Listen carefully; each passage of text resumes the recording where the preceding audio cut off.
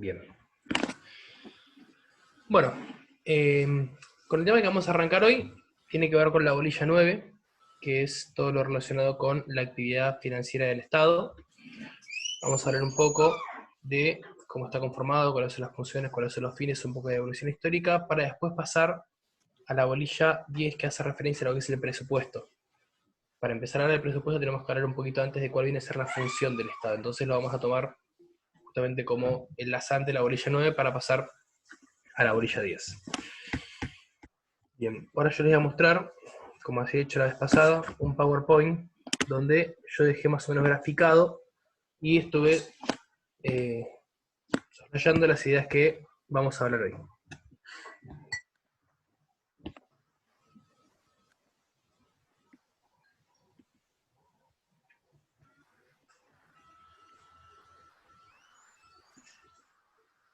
Perfecto, ¿se ve bien ahí el PowerPoint? Sí. ¿Lo pueden ver? Bien. Bueno, vamos a empezar, como digo, con la teoría de la unidad 9, que habla de la teoría de las finanzas públicas. Vamos a empezar dando un concepto de lo que se entiende por finanzas públicas, en que tenemos que es la disciplina que tiene por objeto de estudio la actividad financiera del Estado, de dos aspectos políticos, económicos, sociales y administrativos. Bien, antes de hablar de finanzas públicas, tenemos que hablar un poco de lo que es el Estado. Si ustedes recuerdan, la clase pasada que tuvieron conmigo habíamos hablado de lo que es la evolución histórica de la economía, y cuando empezamos con quien fue propiamente o es reconocido el padre de esta ciencia, que es Adam Smith, ¿se acuerdan que habíamos hablado de lo que él denominaba la mano invisible? Es decir, este mercado que cada individuo, si busca su interés propio, consigue el bienestar general. Ahora, esto es analizado de un concepto bastante económico por Adam Smith, porque hay otros autores que analizaron la sociedad, pero no desde lo económico, sino desde lo político, como por ejemplo, ustedes deben conocer a Thomas Hobbes. Thomas Hobbes analizaba que a veces el individuo, en su búsqueda del interés propio, no siempre favorecía el interés general, el bienestar general. ¿Por qué? Porque él diagrama uno de los libros que es más conocido por él, que es el Leviatán, diciendo que el hombre es malo por naturaleza. Homo hominis lopus, decía él. Entonces, al hombre ser lobo del hombre, no puede buscar su interés individual sin que a veces quiera afectar o dañar un interés general. Porque está bien, en un plano económico lo podemos llevar a ese sentido, está bien si cada uno trabaja en una forma metódica y constante, pero en otros aspectos de la vida, y si nos ponemos a pensar, esto se ha dado así muchas veces, desde series que uno puede ver, donde ya el mundo se Lean, devastó. Sí, decime. disculpa que te moleste. Hay dos compañeros que quieren ingresar y no pueden. Bien, ahí voy a ver cómo lo podemos...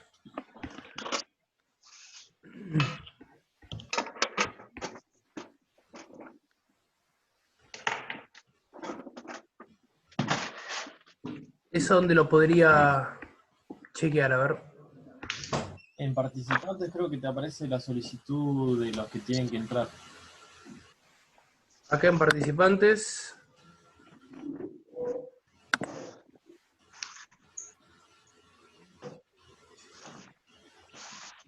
No, me aparecía dos, pero yo los había aceptado.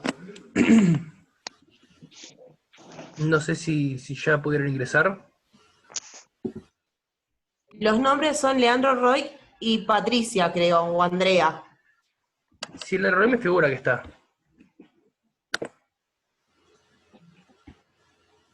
¿Y Andreita Tapia? Ya está, Tapia. Gracias. Listo, perfecto, chicos. Bueno, seguimos.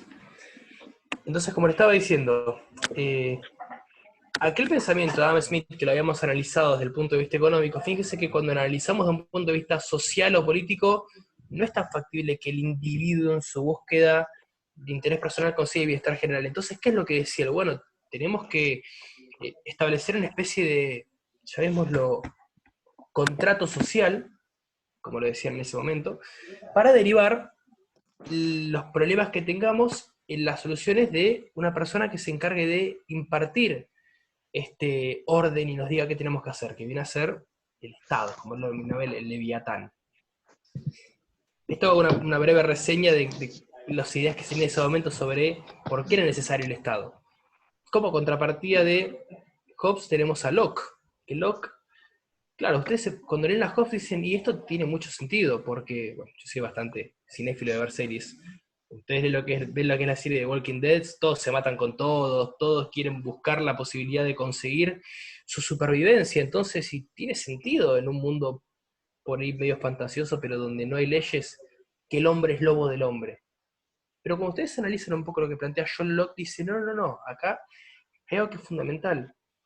El hombre no es que es lobo del hombre, que es malo por naturaleza. El hombre es malo cuando necesita y cuando tiene que hacer justicia por mano propia, porque dentro de un Estado o dentro de una normativa de reglas, saquemos la palabra Estado, donde la comunidad funciona bien, el hombre no tiene la necesidad de ser malo, pero si tiene que hacer justicia por mano propia, sí. Y ahí es donde viene la necesidad de este ser, este leviatán, que con estas facultades omnímodas que nosotros le damos por medio de nuestro contrato, viene a hacerse cargo de este intercambio de opiniones y pensamientos que puede llegar a haber. Otra distinción que tenían, brevemente, que Hobbes decía que tiene que ser como un árbitro el Estado. Un árbitro que podía o no ser corrupto, mientras tanto satisfaga nuestros intereses contemplados en ese contrato social, no había ningún problema. Por lo que John Locke decía, no, pará un momentito, si nosotros le estamos poniendo al árbitro, si tiene actitudes corruptas o que salen de los fines que nosotros le destinamos, lo podemos sacar y podemos traer a otro. O sea, al fin y al cabo nosotros somos los que estamos dándole ese rol para ubicarlo de esa forma. Bien, dicho esto entonces, vemos que el avance del tiempo hizo que sea necesario la creación de un organismo que pueda contemplar ciertos fines, ciertas funciones y ciertas atribuciones que los individuos por sí solos no podrían hacerlas. Bien, acá pusimos que la teoría de las finanzas públicas examina cómo el Estado obtiene sus ingresos y efectúa gastos. Dentro de las funciones del Estado, que vamos a ver que son muy amplias, tiene dos características que son bases. Recauda para gastar. Acuérdense siempre eso, el Estado de nada le sirve que haga recaudación si no tiene una finalidad. Y esa finalidad ya más adelante vamos a ver en qué acto, en qué documento se va a plasmar. Entonces, de las características que tiene las finanzas públicas como funciones del Estado, es recauda para gastar, obtiene sus ingresos y efectúa gastos. Bien, proviene del latín medieval finire, que vendría a significar como dar fin, poner fin a lo que era en ese momento. Piensen que los actos judiciales que se llevaban a cabo, si nos estaríamos remontando a lo que era en Egipto antiguamente, perdón, más en el medieval, los actos que llevaban a cabo actos judiciales tenían como fin la aplicación de una multa. Y esa multa se le denominaba finirio, finit, que era como poner fin al asunto. Bueno, ya está, ya pagaste, ya quedó extinguida la obligación en un primer periodo. Dentro de un segundo periodo, de lo que es como proviene la palabra finanzas, tenemos que era entendido como finance, y la palabra finanzas, estamos hablando en el siglo XIX para que se ubiquen, era considerado como término de usura, de engaño, de ardid. Entonces estaba mal vista la palabra finance propiamente dicha. Y después, en un tercer periodo, se la asoció a la palabra finance o finanzas con las finanzas públicas, es decir, aquel patrimonio que viene a ser parte del Estado. Sin embargo, los anglosajones suelen distinguir que está lo que denominan ellos como la private finance o la public finance, o las finanzas públicas y las finanzas privadas. De esa forma tenemos que el Estado tiene ciertos gastos que los hace justamente en pos del bienestar de los contribuyentes y la comunidad, y otros que son gastos propios, que los asume él mismo, que tiene que ver con la modificación que ellos pueden realizar. Por ejemplo, ya lo vamos a ver más adelante, pero modificación de las tasas de interés. Eso es algo que lo hace el Estado propio, asume ciertos riesgos que puede tener, independientemente de lo que nosotros podamos querer como contribuyentes. Bien. Bueno, habíamos dicho, cuando hablé un poquito de la evolución histórica del Estado, vimos que surge la aparición de necesidades humanas, necesidades que son privadas. En un primer momento tenemos las materiales o las inmateriales. Las materiales está apunta a lo que es la vestimenta, la comida, lo que nosotros queremos para satisfacer nuestras necesidades materiales, valga la redundancia. Y las inmateriales que apuntan más a lo espiritual, a la razón. Hay otras necesidades que son públicas, y esas vendrían a ser la seguridad, el transporte, la educación. Entonces, acá el Estado viene a tomar una vital importancia porque el Estado, al tener naturaleza de carácter exclusiva e indelegable, hay ciertas cuestiones de las cuales nosotros las podemos hacer, como por ejemplo, podemos acceder, por ejemplo, a una educación, podemos ir a un colegio privado, podemos ir a un hospital privado, pero también tiene que estar el lado público de eso, que ciertos individuos no pueden acceder. Entonces, son facultades que se le otorga al Estado para que pueda asumirlas de esa forma. Y hay otras que, por ejemplo, como hacen en la seguridad, tanto interior como exterior, son facultades que ya vamos a ver más en concreto cuál es el carácter que vienen a tomar dentro de la presencia del Estado. Bien, ahora vamos a hablar de los fines, servicios públicos, y por último, o mejor dicho, pasar a las funciones, que es lo más troncal, digamos, de esta parte que vendría a conformar del Estado. Bueno, uno de los fines que tiene el Estado, podemos mencionar regular la conducta social. Esto lo hemos reflejado por el simple hecho de que nosotros no podemos ir por la vida haciendo lo que queramos, tenemos que acatar leyes, acatar normas. Entonces parte de esa normativa y esas leyes fueron impartidas obviamente por el Estado. Si ustedes leemos el preámbulo, dice, no los representantes del pueblo de la nación argentina. Entonces nos está poniendo en cabeza de que quienes nos representan son los que tienen que encargarse y ahí llevar a cabo todo el desarrollo que tiene nuestro preámbulo. Bien, poder de coacción para garantizar el cumplimiento. Bueno, esto es muy simple. Nosotros podemos llevar a cabo algún tipo de conducta y no la cumplimos, ¿y qué pasa? La ley dice, bueno, no importa lo que dice la ley. Fíjense el otro día el caso bastante conocido que hubo de la señora que rompió la cuarentena, iba caminando por la calle y decía, señora, se tiene que volver a su casa. No, porque la Constitución me dice que en el artículo 14 y el artículo 19 y no. Entonces, ¿qué hicieron? Por medio del poder de coacción que tiene el Estado, se la llevó, la esposó y adentro. Entonces, fíjense que no es solamente regular una conducta social, sino el poder de coacción.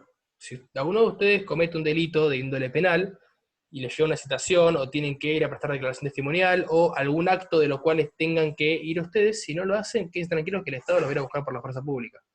Entonces fíjense el poder de coacción que tiene el Estado para hacer garantizar el cumplimiento de esas leyes. Y por último, limitar la acción gubernamental. Bueno, esto lo que busca un poco es controlar, dicho en términos teóricos, lo que vendría a ser la división de poderes, la forma en cómo está regulado. Tenemos una constitución que viene a controlar el poder tripartito del poder ejecutivo, poder legislativo y poder judicial, y que haya un control entre estos poderes para evitar cuestiones vinculadas con ardid, engaños. Si bien en algunas cuestiones tiene un poco de sentido, en otras no, pero prefiero no meterme mucho en esto y que lo toquemos más adelante. Bien, ahí estamos hablando de los fines. Servicio público, bueno, tenemos dos servicios que son esenciales y otros que son no esenciales. Como los servicios públicos esenciales, y podemos identificar todo lo que vienen con lo relacionado a la salud. ¿Está bien que haya hospitales? Sí, claro. ¿Está bien que haya escuelas? Sí, claro. ¿Está bien que haya seguridad? Sí, perfecto. Hay otros que para nosotros, por ejemplo, pueden ser no esenciales. Por ejemplo, podemos ponerlo como una escuela para ciegos, supongamos, ¿no? Que vendría a ser un gasto que realice el Estado. También es esencial para mí, lo puede ser para otro, pero convengamos que no hacen al pos de la comunidad general. Entonces hay ciertos, o por ejemplo el puente, vieron acá, que hicieron para la cumbre, el puente ese que está divino, que hicieron para la cumbre de las Américas, que está cuando van por la costa y están por llegar al Uruguay. Bueno, ese puente divino que hicieron fue más que nada por una cuestión estética. Cuando se hizo acá la cumbre quedaba lindo, que cuando pasen los presidentes tengan un puentecito ahí divino, ¿no? Todo de madera, con las barandas, bueno. Eso constituye nada, tal vez gastos no esenciales, porque que haya un puente o no, a ver, la calle se puede cruzar igual. Bien, y ahora vamos a la función pública. Acá yo básicamente mencioné tres, pero vamos a ver en la próxima filmina más en detalle. Dictado de leyes, administración de justicia, emisión de monedas, son cosas que hacen más a las funciones del Estado. Y ahora quiero que analicemos esto. Bien, función pública. Bueno, podemos decir que se caracteriza por tener una naturaleza, como les dije, de carácter exclusiva e indelegable, porque el Estado no las puede dejar de lado. Son facultades inherentes que tiene. Ya vamos a ver cómo se conforma el patrimonio del Estado, pero ustedes saben que dentro de las características está población, territorialidad, obviamente tiene lo que es el espacio aéreo, el espacio marítimo. Entonces, dentro de estas esta expansión que tiene el Estado tiene facultades que son exclusivas propias de él e indelegables, que no las puede dejar de lado. Bien, ¿qué es lo que busca? Bueno, tiende a satisfacer el interés público, como ya vimos, y el Estado que hace, realiza prestando servicios públicos que pueden ser o esenciales o aquellos que atañen al interés general. Bueno, esenciales son también los que hemos estado mencionando hasta ahora, y cuando atañen al interés general acá puse sanidad, insumos. Estos tienen que ver, por ejemplo, aumentos determinados, como ahora, bueno, salieron a hacer una compra de barbijos y de alimentos que pueden ser considerados para mantener un precio que sea accesible. Entonces ahí son satisfacción de servicios de interés general por este motivo que estamos viviendo ahora, que hacen la cuestión de sanidad, insumos. Bien, vamos a las funciones del Estado propiamente dichas, y estas son muy importantes. Quiero que acá hagamos especial énfasis, porque estas hacen a la esencia de cuál es la función que cumple el Estado. Tiene funciones reguladoras, primero que nada. Acá vemos que se regula la actividad económica de los ciudadanos. Por ejemplo, lo hemos reflejado en el preámbulo, lo hemos reflejado en el artículo 10, 11 y 12, artículo 14, artículo 26. Vamos a ver más o menos qué es lo que dicen estos artículos.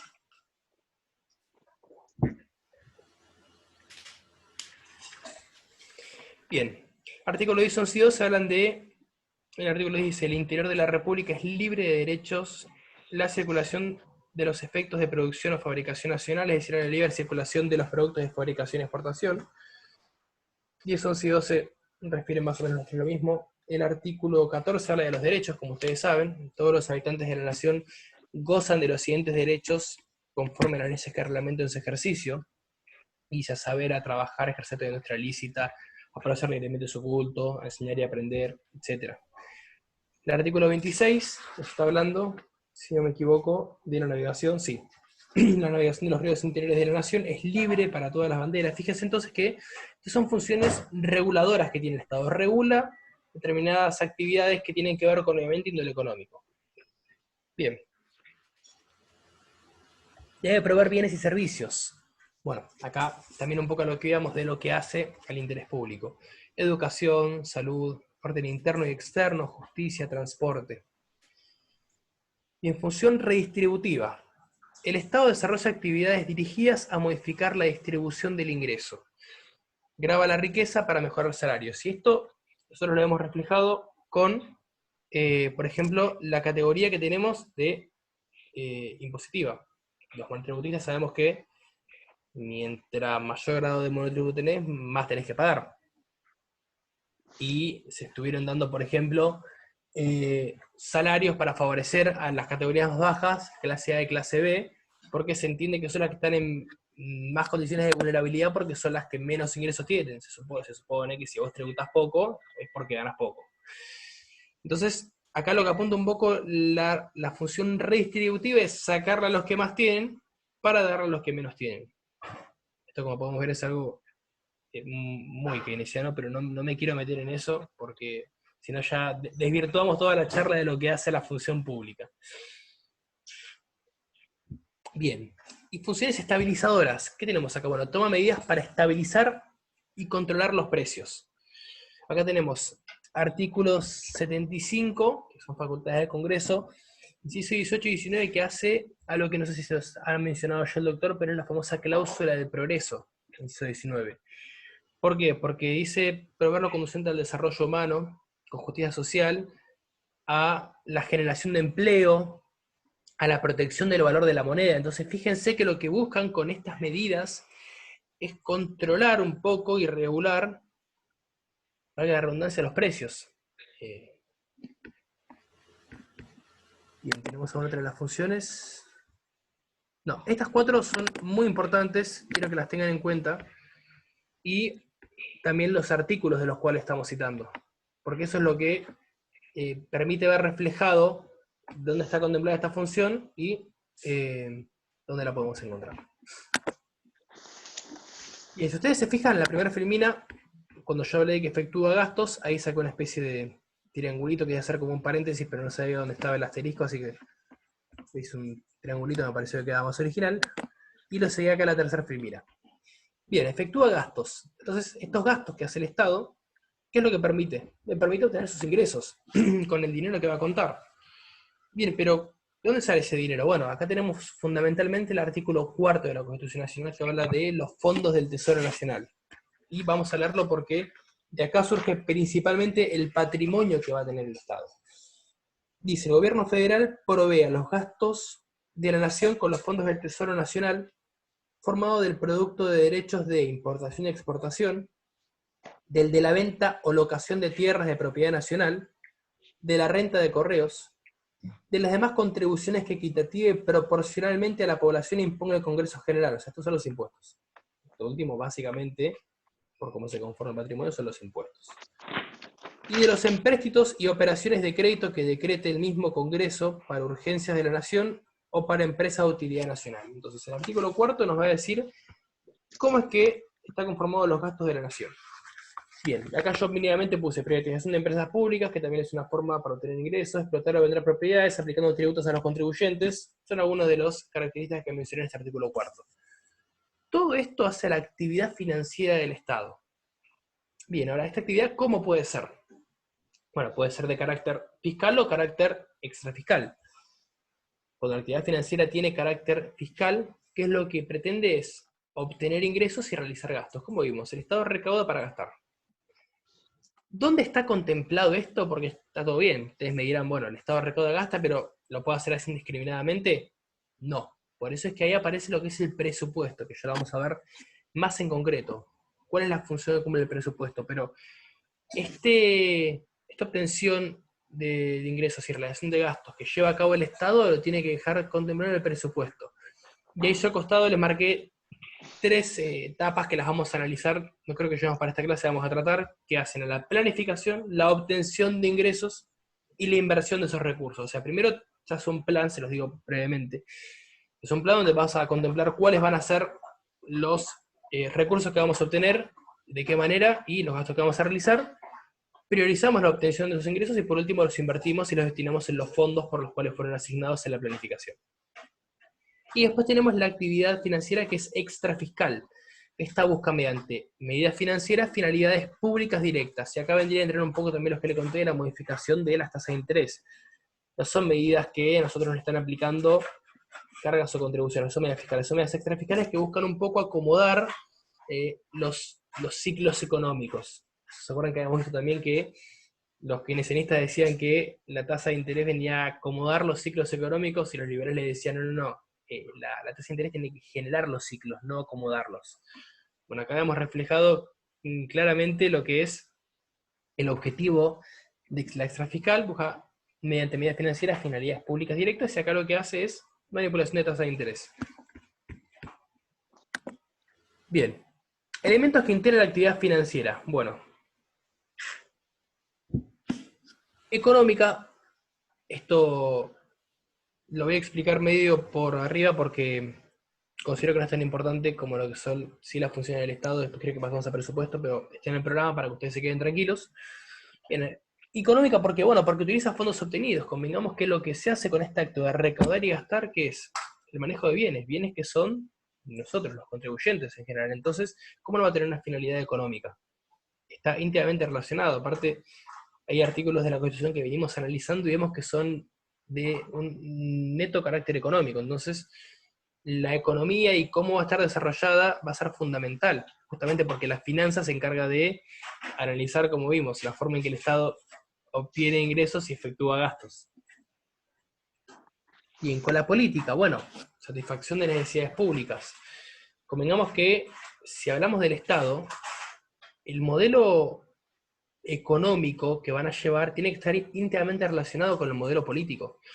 Es más, cuando ya analizamos más en concreto el presupuesto como al acto propiamente dicho, ustedes saben que el presupuesto se tiene que presentar formalmente antes del 15 de septiembre, y es un acto formal. El presidente tiene que pararse y decir, bueno, acá está el presupuesto. Y si ustedes ven ese presupuesto, ya enseguida se dan cuenta cómo está enrolado el modelo, llamémoslo político-económico, qué es lo que pretende buscar, qué es lo que pretende seguir, en qué vamos a invertir, en qué vamos a gastar. Entonces fíjense que ahí tenemos una relación que está completamente vinculada con lo económico, conjuntamente como con lo político. Bien, y también tenemos un elemento que hace al carácter jurídico, cumplimiento del principio de legalidad. Bueno, esto parte un poco del latín, que dice nullum tributum sine ley, es decir, no hay tributo sin ley. Es decir, para que nosotros nos puedan aplicar o nos puedan dar a entender la aplicación de un tributo, tiene que estar contemplado, tiene que haber una ley que lo avale. Ese principio de legalidad lo tenemos reflejado en nuestro artículo 19, infine. Al principio decía, sí, las acciones privadas de los hombres que de ningún modo ofendan la moral y el orden público ni perjudiquen a un tercero quedan reservadas a Dios y exentas de autoridad de los magistrados, y termina diciendo, ningún habitante de la nación puede ser privado de lo que la ley no manda ni privado de lo que ella no prohíbe. Entonces ahí nos ve reflejado justamente el principio de legalidad, todo lo que no está expresamente prohibido está expresamente permitido, y tiene que estar contemplado en una ley para que sea aplicable a la sociedad. Bien, relación de las finanzas con otras ciencias.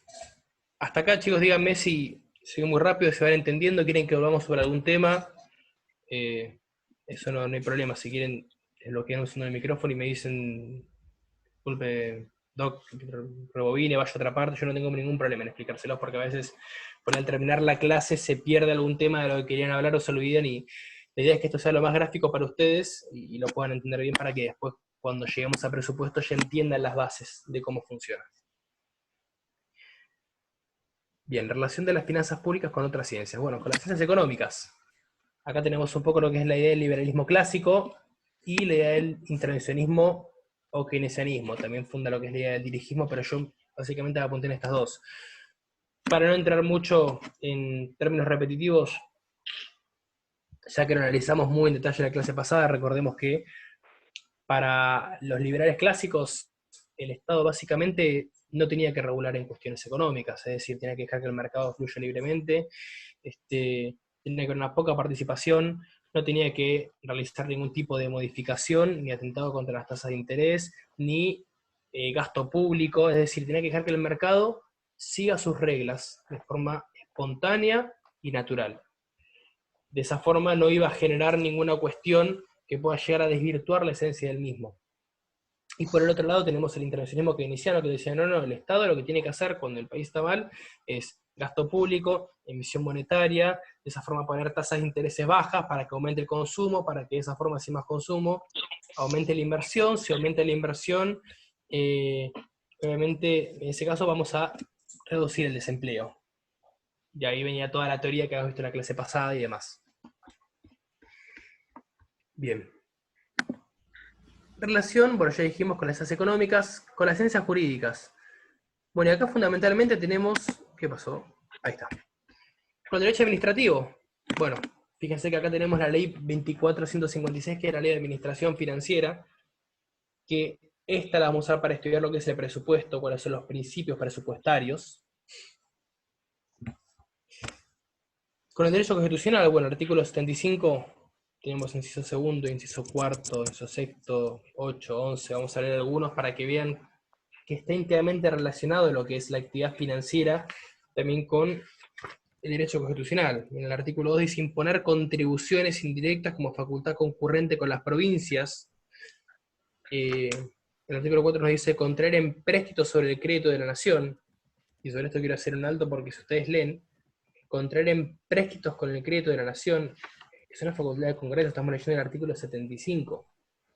Ahora, me tomo el atrevimiento de unos minutos. Si vamos al artículo 99 y leemos el inciso tercero, que es algo de lo cual se está haciendo un uso bastante estrecho últimamente, que hablo de los DNU, dice solamente cuando circunstancias excepcionales hicieran imposible seguir con los trámites ordinarios previstos por esta Constitución para la sanción de las leyes, y no se trate de normas que regulen en materia penal, tributaria, electoral o de régimen de los partidos políticos, podrá dictar decretos por razones de necesidad y urgencia.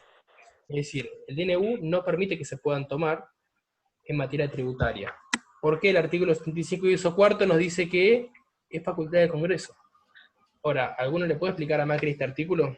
De que no podía contraer un crédito con el FMI por medio de un DNU, porque la Constitución se lo prohíbe en el artículo 99, inciso tercero. Yo no voy a decir por desconocimiento, por ignorancia, por negligencia o qué, pero ninguno conoce la Constitución. Entonces, está bueno que ustedes sepan que esto existe, que los artículos existen y que tienen un neto contenido económico. Bien, Estábamos leyendo el 35, bien. Artículo cuarto. Artículo sexto, entonces, concede. ¿Estamos con ese? Sí. Arreglar, no acá, establecer y reglamentar un banco federal con facultad de emitir moneda, así como otros bancos nacionales. Artículo 8, tenemos fijar anualmente conforme a las cosas establecidas en el artículo, bueno, esta habla de lo que es el principio, básicamente el principio de anualidad, que lo vamos a ver en el presupuesto.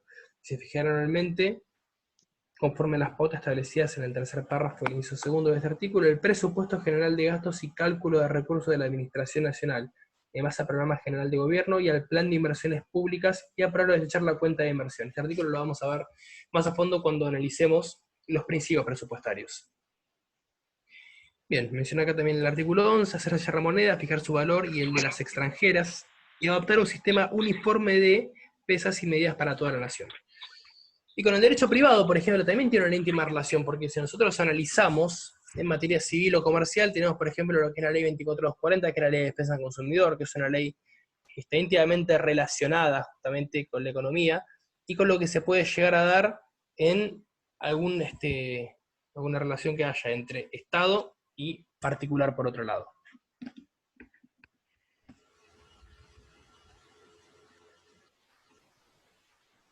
Bien, vamos a seguir. Bueno, con la historia.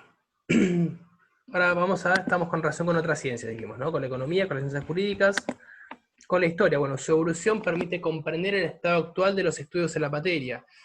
Esto lo podemos analizar básicamente por el hecho de que el avance, la historia, el paso del tiempo nos fue dando a entender, o nos permite comprender cuál es el modelo en que está enrolado las finanzas, y obviamente para entender de dónde venimos, o para entender a dónde vamos, tenemos que entender de dónde venimos. Entonces, fíjense lo importante que es el estudio de la historia, porque nos permite a nosotros saber por qué tenemos receptado cierto ordenamiento, ciertas leyes, ciertas disposiciones, y de dónde surgen eso. Nosotros, el primer antecedente que tenemos es el reglamento 24-25 de mayo de 1810, en lo que es el tema de la imposición de tributos que correspondía al cabildo. Entonces, fíjense que hay un montón de cuestiones que hacen a la evolución histórica, y que es importante que nosotros las sepamos, porque eso nos va a permitir entender por qué estamos enrolados en determinado modelo. Bien, con las estadísticas, registra datos cuantitativos de ciertos fenómenos. Bueno, esto es algo que le encanta a los economistas, porque la forma de gráfico, de curva de estadísticas, hay una página que conocí el otro día, después se las voy a dar a conocer, no se las voy a mencionar ahora porque no quiero que la busquen, pero es una página muy buena que la hizo un yankee, y permite comparar varios países del mundo, los que ustedes quieran los pueden comparar, y pueden poner qué quieren comparar. La inflación, bueno, entonces les grafico una parábola, y pueden, no sé, poner a Argentina, Botsuana, Brasil, Chile, y les agarra de 1800 al 2018, y les va mostrando todo el avance de la inflación que han tenido esos países, y es increíble. Ya después, cuando analicemos el tema de inflación, voy a abrirlo con este sistema de pantalla y se los voy a mostrar para que lo vean. Entonces, fíjense que las estadísticas son importantes porque arrojan datos, y los datos, como bien decía von Mises, son importantísimos para poder refutar lo que vos estás diciendo, porque por medio de los datos, por medio de las estadísticas, por medio de los gráficos, podés graficar y podés dar a entender qué es lo que vos querés demostrar. ¿Cómo lo haces? Bueno, por medio justamente de estas estadísticas que se van a ir dando, y que la hacen principalmente los economistas. Por eso fíjense la relación, lo importante que es vincular las finanzas públicas con todo lo que hemos visto, con la Constitución, con la economía, con la historia, con las estadísticas. Bien, el método de la ciencia financiera, bueno, esto es algo más que nada, grosso modo, genérico. Dice que está conformado por nociones y leyes generales, y acá apunta a el método deductivo y el método inductivo. Básicamente, esto lo que apunta, yo lo he sentado porque figura en el programa como uno de los puntos. Lo que dice es que el método deductivo, bueno, hace la explicación general del fenómeno financiero, o sea, está conformado por premisas, es lo que nos permite a nosotros poder tener una noción de cómo es que se va a llevar a cabo determinado ciclo económico, si venimos analizando o teniendo un panorama de lo que viene pasando hasta el momento. Entonces eso nos permite poder llevar a cabo un análisis. Ahora, con todo lo que está pasando, podemos decir, bueno, es obvio de que va a venir una inflación más grande de la que tenemos, porque se ha hecho una emisión desmesurada y todavía ese dinero no empezó a circular de la forma que tendría que haberlo hecho. ¿Se acuerdan? El otro día habíamos visto en la clase que Friedman hablaba de la teoría cuantitativa del dinero. Él decía que todo el ingreso disponible multiplicado por la velocidad es igual al aumento de los precios por la producción. Entonces, la velocidad no la tocamos porque es constante. Y la producción tampoco. Pero sí, la cantidad de dinero que aumenta, la cantidad de precio que aumenta. Eso surge de manera, casi les diría, simultánea. Pero cuando el índice de velocidad empieza a circular, ahí de verdad nos vamos a enterar cuál es la inflación que vamos a tener y cuál es la crisis de esta emisión tan desmesurada que se estuvo haciendo. Pero bueno, esto también parte un poco del método deductivo, nos permite hacer una especie de análisis por estas premisas que nosotros podemos ir receptando. Y el método inductivo, bueno, esto hace la observación descripta de los hechos. Bueno, esto nos hace analizar un panorama anterior y bueno, ir analizando las distintas cuestiones que han pasado. Entonces, además de esto que pasó, yo puedo deducir qué es lo que puede pasar a futuro. Puedo generar estas premisas, esta especulación, como para tener una idea de a dónde ver dirigido. Bien, y ya pasaríamos a la 10. Bueno, esto básicamente hizo toda la bolilla 9, que hace generalmente a lo que es la teoría de las finanzas públicas, a cómo está conformado el Estado.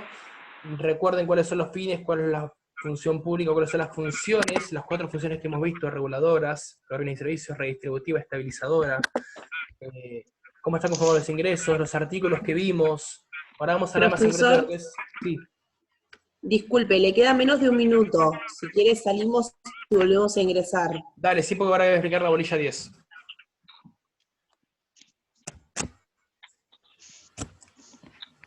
Así que cortamos acá y volvemos para la segunda parte para hacer la bolilla 10.